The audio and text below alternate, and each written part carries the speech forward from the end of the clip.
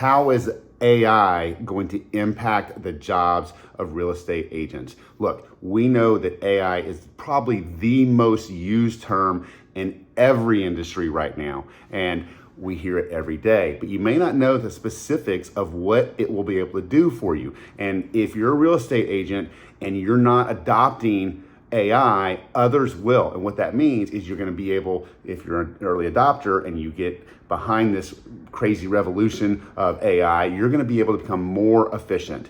In this podcast, I interviewed Barry Jenkins and Howard Tager. Barry Jenkins runs a top producing team in Virginia Beach. He's a best-selling author of a very popular real estate book. And Howard Tager is the CEO of Ylopo. He started Tiger Leads 15 years ago, and it was the very first all-in-one platform for real estate agents. So take a look at this and comment in the notes below how you're using AI and enjoy this interview. Okay, guys, so we are at FUBCON. We're wrapping things up, end of the conference. What's your takeaway on it? I thought it's been fantastic. I mean, there's been a lot of really great speakers, and they did a good job of diverting the people that wanted more practical deep dives. Yeah. Sectioning them off and then keeping the main sessions high level, still pointed, but a little bit more motivational and things like that. Yeah. What do you think? Yeah, I'm just blown away because I remember Follow Boss and Dan in the early days. Yeah. Right? So I always think about, and I think about our early days, and I just think about their early days, and I always picture Dan sitting by himself at a little booth at a Club Wealth. Yeah. and he was just, like, that wasn't his thing, sales. He didn't really want to talk to anyone, And now I see it, and I see the grand scale of everything, and I see the community. Yeah. And that's, to me, the biggest takeaway is more like what goes on outside of the main room than even the inside. Yeah. And it's just really this big sense of community and family. And it is about both new faces and familiar faces that this keeps building. So it's really become like a can't miss event. Yeah. And it's interesting. I love these events much better than Inman and anything like that. And I've told a story going to Tiger Leads conference 15 years ago, and these are Susie Hall. and these are just like the coolest things. They're like almost like going on a guy's trip, right? You see any people you've known for 10 years, and it's like I say it's been one of the biggest contributors to my success is having a network of good friends. 100%. Howard, you talked about a lot about AI and tech. How do you think the way an agent does business is going to change in the next few years with the coming wave of technology? So I think it's literally in the next year, right? And then 2 years for some other stuff. I think it's going to change really radically. I think we're just asking agents right now, like, make that long list of everything you do that you don't want to do. Yeah. Like everything you do or that your agents do, right, on your team, that's repetitive. Yeah. That's time consuming. That you'd love to pay other people to do, but like that bill really adds up to keep paying other people to do all these things.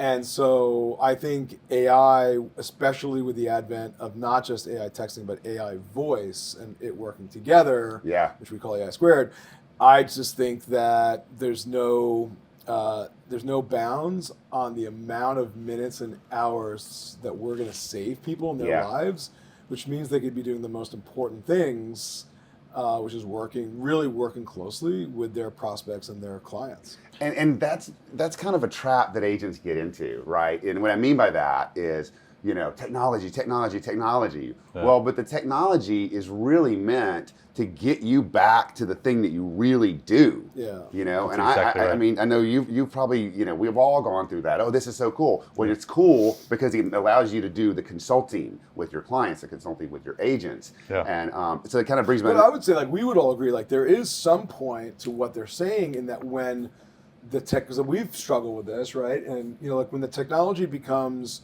so overwhelming and so time consuming, like you're updating all your statuses and your fields and your tags, and like I got to understand like everything in the Ylopo tool set, and how do I do this and where do I go to here for that. It does become both intimidating and time consuming. And that's going back to AI again, where I think it's literally behind the scenes going to be this perfectly trained virtual assistant that's going to do this stuff for you. Sure. And so I think this is like this. That's why we're such in transformative time. Yeah. Because I think it's going to, like, we've had this arc of complexity, and all of a sudden it's going to get like really easy. Yeah. And not that expensive. And I was actually talking to an agent this morning before the conference that expressed concern about being 1 degree removed from the consumer, right? Like, oh, I'm worried, I'm going to get cut out of the loop. And to that I said, look, imagine spending 8 hours dialing all day to find 5 people that want to talk to you, right? Well, what if AI could find those 5 people that want to talk to you and you spend those 8 hours with those 5 people? Yeah. That's ultimately what needs to be happening here. That's what is going to happen. Yeah. And so the agents that adopt AI are going to have, this is what's so hilarious about it, more human interaction. Right, and that's what it's all about. Yeah. I mean, even we talked about, like, these conferences and these bonds that we made with each other and the rest of our peers is like, again, it's the trap of the technology, and like, someone kind of nerdy like me with technology is going to be like, oh, I want to do this, but like, just use the technology to get back what you're doing. Which kind of brings me to the next question. What do you think what are the pitfalls you see coming for people who may not be ready to embrace it, or they're just not tech savvy, and like you have certain people that may be in my position in a brokerage and a team leader or whatever. What do you think that people have to worry about when it comes to tech? Yeah, so look, I've been listening to Howard teach and preach about database building and operations since 2016. And what that's allowed me to do is to be ready. My data is clean. My system is organized. Yeah. I think, so I'm going to be able to move really quick and just plug this stuff into what I already have and move at a fast clip immediately because I've got that foundation. Yeah. I think the struggle that agents are going to have is that they've been kind of just answering phone calls, writing things in a notebook, not ready. So they're not only going to have to plug AI in, but they're going to have to get their house in order. Yeah. And if they're not ready for it, they're going to just, it's not to say they'll never get there. They're just going to be at a disadvantage because I'm going to be 3 steps ahead of them. Yeah. Right. Look, I'm trying to think about all kinds of folks. Like Barry runs like a really nice sized team, right? And we're always thinking, I think we're guilty sometimes of always thinking about the largest teams and trying to solve their problems and their issues. And then I always get people that come up to me at conferences like, you know what? It's just me and my husband. Yeah. Right? It's just me and it's just me, right? I have a couple people. And so I try to think about helping everybody, there you go. The Davids and the Goliaths. Yep. And that's where I think AI is really going to be helpful. I don't think it's anything to be intimidated about, and I don't think there's anything to be scared about. I think, let's say, like, just for a solo agent, right, who doesn't have a big database of leads and doesn't have this, glorified crazy CRM. But look, I mean, they get calls all day, and they get calls from companies that are trying to sell to them, right, and bother them and take up their time. Well, your 24/7 AI assistant can program it to say, if I get this type of call, I want it to go here, right? Yeah. But if I get a potential seller, right, or like a sign call or whatever it is, they can just say, I want it to come to me, right? So that's just an example of just a solo agent. Yeah. Or we've got AI that's programmed to just politely call as their assistant. It's going to sound totally human. Yeah. To just reach out to maybe it's a really small sphere, 500 past clients, right? But just lightly say, like, hey, Howard wanted to blah, blah, blah, check in. Is there anything you want him to work on for you?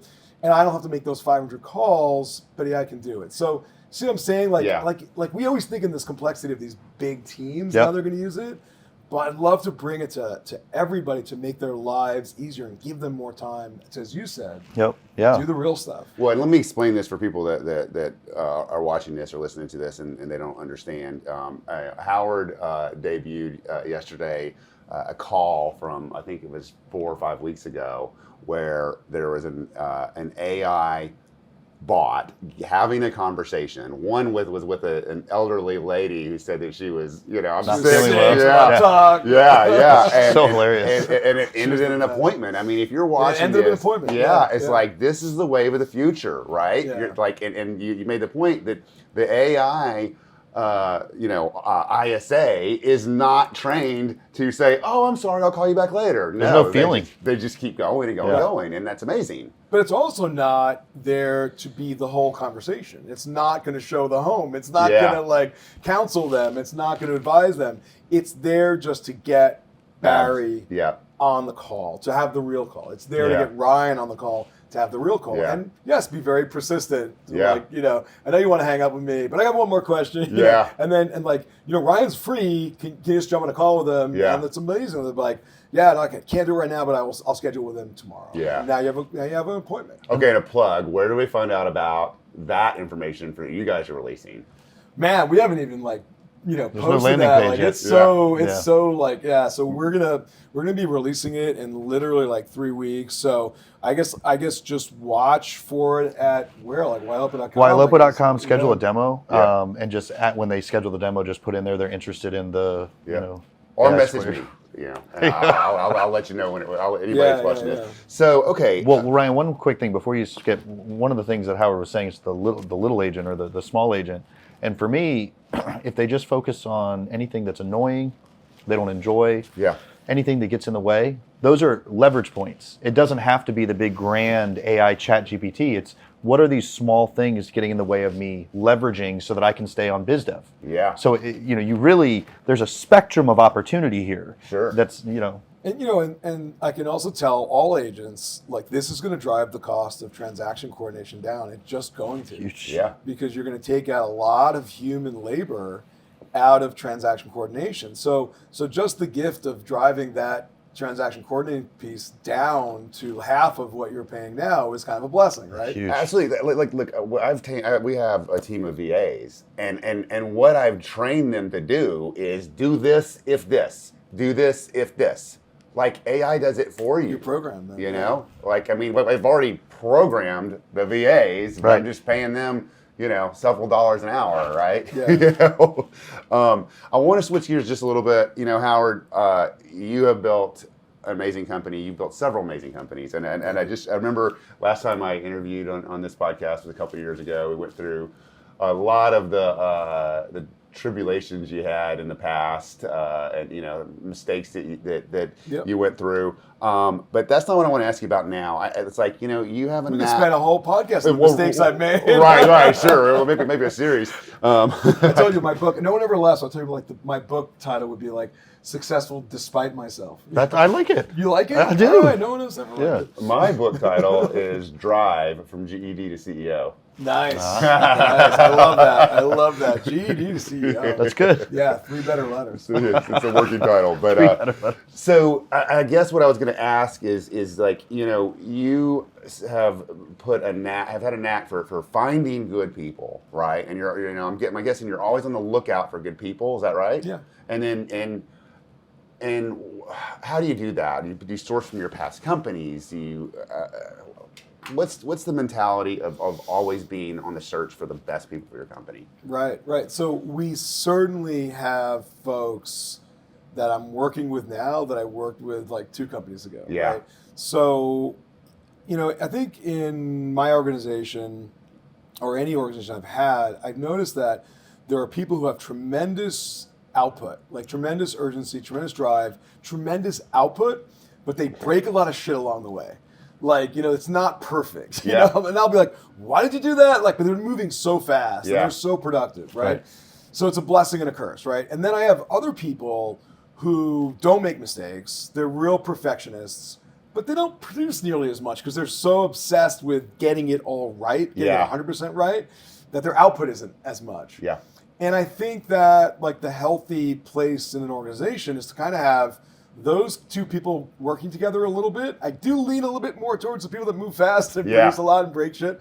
But having some of those folks who are the perfectionists, the yin and yang, to hold them in check, right, and to correct the mistakes. So that's what I'm looking for. And occasionally, Ryan, occasionally I work with or find someone who has both, which is so freaking rare. Yeah. Because I'm not that person, right? Yeah. So someone who has tremendous output, tremendous urgency, and really most of the time gets it right. Yeah. So if you find that person, Yeah. don't ever let them go, right? Yeah. Treat them really well, and Yeah. don't ever let them go, and just work with them like company after company after company. So I would always bring them along, right? Yeah. And that's a relationship I would never want to lose. So and then after that, in terms of finding new folks, it's just a lot of look, a lot of it's just traditional, like traditional recruiting, right?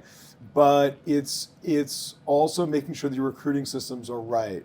So some advice that I would give, let's say you're recruiting or recruiting agents, something that we do is I've never allowed what I call group think, meaning that it's human nature. If we're interviewing for someone, head of ops or whatever it is, or salesperson, then someone interviews them and then they go tell the next person who's going to interview them what they thought. Yeah. Well, now the next person interviewing them Influenced. already thinks this way. Yeah. And so I made it a rule, you can't share. And we might have 3 or 4 people interviewing someone if it's a higher level position, right? Yeah. They can 3-4 rounds, easy. And no one's allowed to share until the very end, until they've all interviewed what they thought. Okay. So I think that's really, really important to not poison the well with this kind of group thing. But so we do those traditional methods and then a lot of word of mouth, right? Yeah. And so let's say we have someone and we're talking to them and I find out like through the research that they worked with Ryan Rodenbeck back in the day at Company XYZ.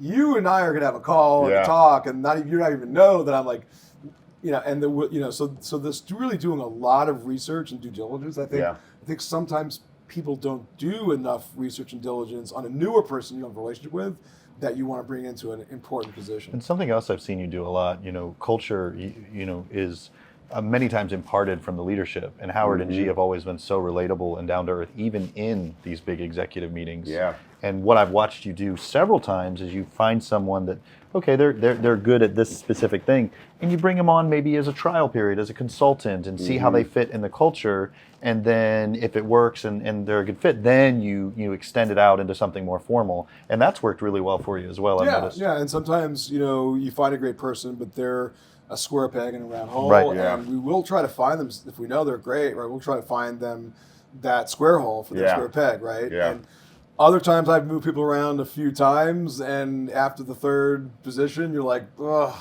sorry, like we really tried, Yeah, and that contributes to the culture. And Johnny and I spoke yesterday about culture, and culture is a huge part of our business. And I think, why we've been able to, our retention rate is 10%. When Definitely. You guys have an is amazing 20 culture. 30.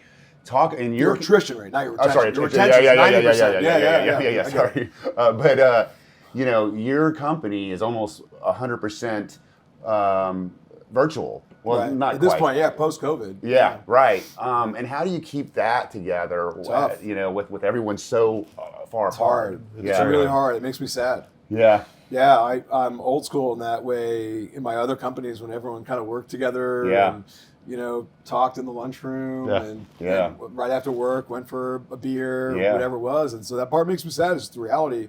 So we do these things. I call it. I've purposely called it now coffee with the co-founders. We do it. We've been doing it for our employees, right? And it was to set, the nomenclature was to set the tone of like, it's just a cup of coffee, it's casual. Yeah. Right. This is not, because we used to do these, I called them all brains instead of all hands, like all brains, right? Big companies do all hands, right? We're like, no, it's not our hands, it's all brains, right? Yeah.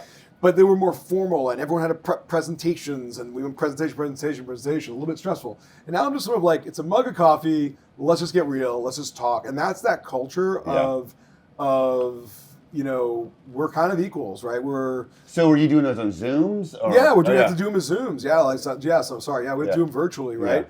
And do them more often. And then now we just actually started doing it for clients. And again, try to make it like coffee with the co-founders so that our clients can like, hey, we're just going to have coffee with Howard and G virtually. Yeah. What are you guys up to? Actually. What's that? I prefer a beer, actually. A beer, tequila, whatever it is, right? So you have to do more of that stuff. We've got to try and get people together as much as possible. And you've hired people to think about this problem that have executed things like Yep. Hey Taco.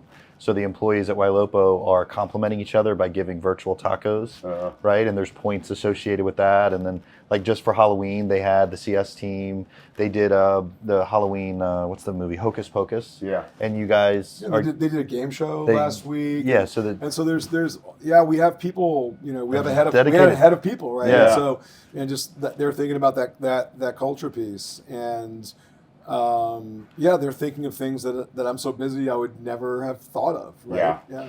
And like the gifts every year for like the end of year. Mm-hmm. It's like a platform. You log in and you get to pick what you want, and it's like a really good holiday, thing. I mean, it's virtual. It'd be better if we were opening up presents and doing white elephant stuff, but it's making the most of what technology offers. So Barry, I want to talk with you for real quick. Your book is top 10 Amazon bestseller. Yeah. Is that recent or? For the last 9 months, it's hovered. Yeah. Okay, great. Talk to me about that. Yeah. So actually, for 4 years, I was training Wailopo customers. The Wailopo community was really kind to me. They said like, hey, this stuff is gold. It's really helping me. And so I was talking to Howard and said, I think I'm going to take what I've been teaching our customers and put it into a book. And that's what I did. And what I think has started to occur is brokers are buying it for their new agents, because ultimately what it's about is converting middle of funnel leads. Yeah. Gotcha. Yeah. And the book is called Too Nice for Sales. Yeah. Because they're nice people tend to want to just make everybody happy. Yeah. Which your sphere comes to you and says, "Can I buy a house?" Yeah. I can make them happy by saying, "Yes, when do you want to meet?" Yeah. A lead from Google doesn't know what they want. The only way to make them happy is to say, "Did you want me to call you later or call you in 6 months?" And so they're just too nice. Yeah. And they need to adapt. Yep. Yeah. Gotcha. Well, guys, I love these events. Love seeing you guys. And we appreciate it. Yeah. Let's have some fun. Street food and a party tonight. Yeah, it'd be great. It's gonna be great. Awesome. Yeah. Thanks, Ryan.